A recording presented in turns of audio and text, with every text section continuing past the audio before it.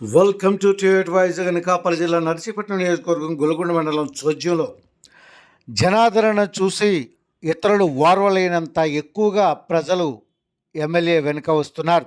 ఎమ్మెల్యేకు ఓట్లు కావాలని, వైసీపీని మళ్ళీ గెలిపించాలని ఎమ్మెల్యే పెట్ల ఉమాశంకర్ గారి సోదరుడు సాయిరాం శంకర్ సినీ యాక్టర్ గ్రామంలో గత రాత్రి పర్యటించారు. వందల కొలది మహిళలు విపరీతంగా ఆయన వెంట ఫాలో అవడాన్ని చూసి తట్టుకోలేనంత జనాలు ఆయనతో రావడం చూసి చాలామంది ఒకవేళ ఉడుక్కొని ఉంటారని అక్కడ జడ్పీటీసీ సుర్ల వెంకటగిరిబాబు మనకు తెలియజేస్తున్నారు. స్థానికంగా ఉన్న నాయకులు, వైఎస్ఎంపీలు కానీ, బీసీ కార్పొరేషన్ డైరెక్టరు, వారి దంపతులు కానీ తెలియజేస్తున్నారు. అయితే రాత్రి 10 గంటల వరకు సుమారు వందల కొలది జనాలు ఆయన వెంట నడవడం, గ్రామంలో అసలు జన సునామీ, జన ప్రభంజనం అంటే ఏటో చూపించారని చెప్తున్నారు. ఇది చూడడానికే కనీసం ఆ వెనుక ఉన్న జనాలను చూడడానికే చాలామంది కళ్ళు పొడిసేసుకున్నారా అన్నంత జనాలు వచ్చారని ఎంతో ఆనందాన్ని వ్యక్తం చేస్తున్నారు. ఇప్పుడు ఆ వివరాలను చూద్దాం. కుటుంబ సభ్యుడికి మీ కులంలో ఇవ్వడం ఒక ఎత్తు అయితే, ఈ 4 ఏళ్ల కాలంలో జగనన్న గవర్నమెంట్ వచ్చిన తర్వాత ఏ దళితుడు కూడా, దళితుడే కాదు ఏ పేదవాడు కూడా నాయకుడి దగ్గరికి వెళ్ళి కాళ్ళ దగ్గర కూర్చొని అయ్యా బాబు నాకు ఈ పథకం పెట్టు, ఆ పథకం పెట్టండి, మాకు ఇల్లు రాయండి, మాకు పెన్షన్ రాయండి అనాల్సిన పరిస్థితి లేకుండా చేశాడు జగన్మోహన్ రెడ్డి. పేదోడు తన ఇంట్లో తాను కూర్చుంటే వస్తున్నారు, వాళ్లే వచ్చి అయ్యా నీకు 60 ఏళ్ళు నిండాయి, నీకు పెన్షన్ రాస్తున్నారు, అయ్యా నీకు ఇల్లు లేదు కదా, పాకలో ఉన్నావు, నీకు ఇల్లు రాస్తున్నాను, ఈ రకంగా అయ్యా మీ పిల్లలు బయటకు పంపిస్తున్నావు కదా, అమ్మఒడి పథకం రాస్తున్నాను అని వాళ్ళు మీ దగ్గరికి వచ్చారు తప్పించి, గతంలో ఎప్పుడైనా చూడండి చంద్రబాబు నాయుడు అవ్వచ్చు, ఇంకంతకన్నా ఎంతో మంది ముఖ్యమంత్రులు మారారు, ఎన్నో ప్రభుత్వాలు మారాయి, కానీ పేదోడు వెళ్ళి దేహి అని చెప్పేసి అడిగే పరిస్థితులే తప్పించి నాయకుడి ఇంటి చుట్టూ తిరగాల్సిన పరిస్థితి లేకుండా చేయడం అనేది నిజంగా ప్రజలందరూ కూడా ఇవాళ, అందుకే ఆయన అంటున్నారు ఒక్క మాట, ఏమంటున్నాడంటే రేపు జరగబోయే యుద్ధం, మే 13వ తారీఖున జరగబోయే యుద్ధం పేదలకి, పెత్తందారులకి.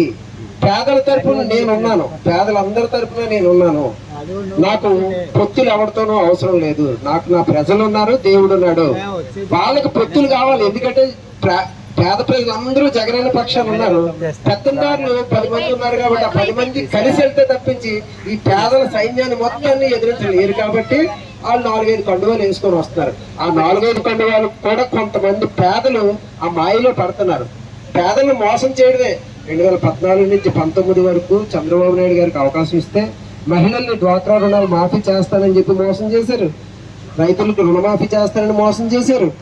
ఈ పిల్లలకి ఇలాంటి అమ్మఒడి కానీ, విద్యా దీవెన కానీ, వసతి కానీ లేవు, ఆరోగ్యశ్రీ సక్రమంగా నడకుండా చేశారు. మరి అలాంటిది మళ్ళీ ఒకసారి వాళ్ళ మళ్ళీ ఆ ముగ్గురే కలిసి, వాళ్ళ ఏ ముగ్గురైతే జతకట్టి జగనన్న ఓడించారో మళ్ళీ ఆ ముగ్గురే కలిసి మరొకసారి మోసం చేయడానికి వస్తున్నారు. కాబట్టి దయచేసి జగనన్న చెప్పింది చేసి చూపించాడు, ఈ చేసిన దానికంటే ఇంకొంచెం మంచి పరిపాలన అందిస్తాను. కోవిడ్ లాంటి కరోనా కష్టకాలం వచ్చింది, అలాంటి కష్టకాలంలో కూడా మీకు ధైర్యాన్ని ఇచ్చాను. ఆ కరోనా 2 ఏళ్ల వల్ల కొంత ఆర్థికంగా వెనకబడ్డాం, రాబోయే 5 ఏళ్ళు మిమ్మల్ని మరింత బాగా చూసుకుంటాను, నన్ను నా ఎమ్మెల్యేని ఆశీర్వదించండి అని చెప్పి ఆయన కోరుతున్నాడు. అలాగే మన ఎమ్మెల్యే గారు గణేష్ అన్నయ్య, ఆయన ఎప్పుడు కూడా మొహంలో కోపం చూడని మనిషి, ఎప్పుడు చిరునవ్వుతో, వాడు పేదోడు వెళ్ళమండి లేకపోతే ధనికుడు వెళ్ళమండి, తప్పు పోటీ చేసే వాళ్ళు అపర కోటీశ్వర్లు ఇవాళ ఈ 4 రోజులు కోట్లు పట్టుకొని ఎన్నికలకు వచ్చారు. అంటే జనాల్ని ఈ 4 రోజులు బిస్కెట్లు ఇచ్చినట్టు సిటీ కొనేసుకోవచ్చు. మరి ఈ 4 రోజులు బిస్కెట్లు కావాలా, మరి రాబోయే 5 ఏళ్ల కాలం జగనన్న సుపరిపాలన, ఆయన నోటి నిండా పెట్టే అన్నం కావాలా అనేది ఆలోచన చేసి ఈ మాయ మాటల్లో పడకండి.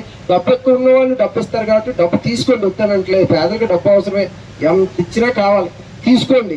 కానీ 5 ఏళ్ళు మనల్ని ఎవరు బాగా చూస్తారు? గణేష్ అన్న బాగా చూస్తాడు, జగనన్న బాగా చూస్తాడు. కాబట్టి గణేష్ అన్నకి, జగనన్నకే మన ఓటు అని చెప్పి గుర్తుంచుకోండి. దయచేసి ఈ విధంగా మిమ్మల్ని అందరినీ కలవడం, ఇప్పుడు కాలనీ వాసులు కొంతమంది లేట్ అవడం వల్ల కొంతమంది బయటకు వచ్చి ఉంటారు. మరి అందరికి కూడా బయట ఉన్న వాళ్ళకి, రాని వాళ్ళకి ఇంకొక విషయం ఫైనల్గా ఒక్క మాట ఇప్పుడు గుర్తొచ్చింది.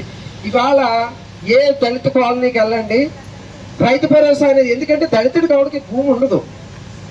ఇక్కడ ఈ కాలనీలో ప్రతి దళితుడింటికి, ప్రతి ఇంటికి 1 ఎకరా భూమి ఉంది అంటే కారణం వాళ్ళ, అంటే నేను మీకు అండగా నేను వాళ్ళు నిలబడి ఉండొచ్చు, కానీ ఇచ్చిన పథకం ఇచ్చింది ఎవరు? వాళ్ళ తండ్రి రాజశేఖర రెడ్డి గారు. రాజశేఖర రెడ్డి గారి పథకంలో దళితులకి ఎస్సీ కార్పొరేషన్ నుంచి భూమి ఇద్దాము అనే ఆలోచన ఆయన చేస్తే, మరి వాళ్ళున్న మినిస్టర్ గారు బాలరాజు గారిని పట్టుకొని మీకు అందరికీ కూడా భూమి ఇప్పించడం జరిగింది. మీ అందరికీ తెలుసా, ఒక్కొక్క ఎకరా ఒక్కొక్క ఇంటికి పట్టా చేయించాం. ఆ పట్టా మన ఇంట్లో ఉంది కాబట్టి ఇవాళ జగనన్న రైతు భరోసా ప్రతి ఇంటికి చేరింది అనేది గుర్తు. మిగతా మీ బంధువులను ఎవరిని అడగండి, మీకు ఎవరికైనా